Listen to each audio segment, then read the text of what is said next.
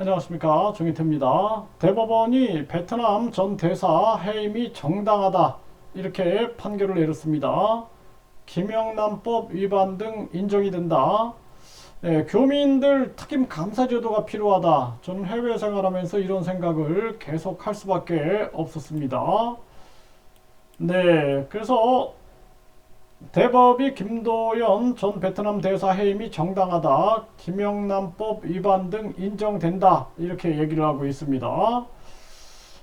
그래서 지금 이 문제가 된 사안들을 보게 되면은, 베트남 현지 기업으로부터 미화 1,590달러 상당의 호텔, 숙박 등을 제공받은 혐의, 그리고 베트남 다낭을 방문한 전 직장 관계자들 부부의 무료 숙박과 골프 라운딩 제공을 요청한 행위, 현지 기업으로부터 항공권과 도자기 등을 선물을 받고 다음날 반환했지만 신고하지 않은 행위, 공간 직원들에 대한 막말 등 갑질 행위, 이런 것에 의거해서 김영란법 위반 등 인정이 된다. 이렇게 판결을 내린 것입니다.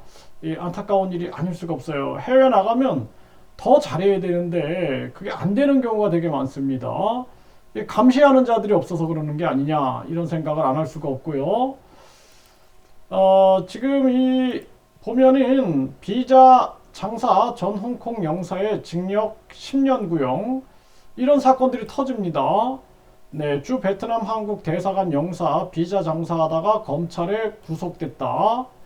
이런 사건들이 속속 드러나는 거죠. 형식적인 심사로 비자 남발한 영사가 실형을 받았다.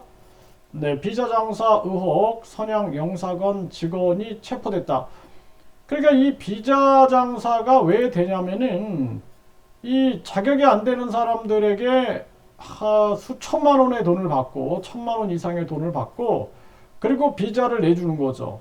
그러니까 이 엄청난 돈을 취할 수 있는 게 바로 이 비자 권한을 가지고 있는 영사들이에요. 그래서 이 해외에서 이러한 일들이 번번이 일어나고 있는 것입니다. 재외공간 비리, 고질적 비자 장사 최우선 타깃으로. 그래서 저는 이 해외에서 대사 영사들이 고생한다라고만 생각을 했는데 알고 보니까 이런 일들이 계속 터지는 거예요.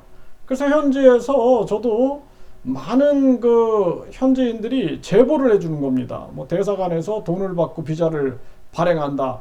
처음에는 거짓말인 줄 알았는데 이런 것들이 이제 하나하나 사실로 드러나게 되는 거죠. 그래서 제가 교민으로 특임 감사 제도가 필요하다라는 거예요. 그래서 교민들 같은 경우는 이 언어가 되기 때문에 만약에 이 대사관에서 영사나 대사가 비리가 있다 그러면 제보해 주십시오. 이런 걸 현지 방송에다가 몇 번만 내보내면은 제보가 들어옵니다. 이거 제보가 들어오면은 그 조사해 가지고 잡아내야 된다라는 거예요. 그리고 이제 그 신변 보호를 좀 해줘야 돼요. 신변 보호. 위험하죠, 굉장히. 무슨 일이 일어날지 모르니까 신변 보호가 철저하게 돼야 되고, 이러한 부분들이 돼서 이 대사관, 영사관의 비리를 완전히 뽑아놔야 됩니다. 이게 심각한 문제가 아닐 수가 없어요. 이게 뭐 베트남뿐만 아니라 뭐 중국, 몽골 뭐 의혹이 여기저기서 터져 나오죠. 그래서 이런 부분들을 전 세계에 있는 750만 한국 재외 국민들이 이런 제도를 얘기해야 돼요. 특임 감사 제도, 특임 영사 제도, 교민 특임 영사 제도 같은 게 있어서 철저하게 이러한 부분들이 감사돼야 됩니다. 이게 특임 감사도 몇 명, 뭐 3명 이상 정도 이렇게 지정이 돼서 수시로 감사를 하고 신변 보호가 돼서 확실하게 이런 것들을 뿌리 뽑아야 됩니다. 그렇지 않으면은 해외에서 여러 가지 문제들이 계속 생겨나는 거죠. 이 안타까운 일이 아닐 수가 없습니다. 국위 선양은 아니라 국가 망신을 시킬 수가 있다는 것입니다.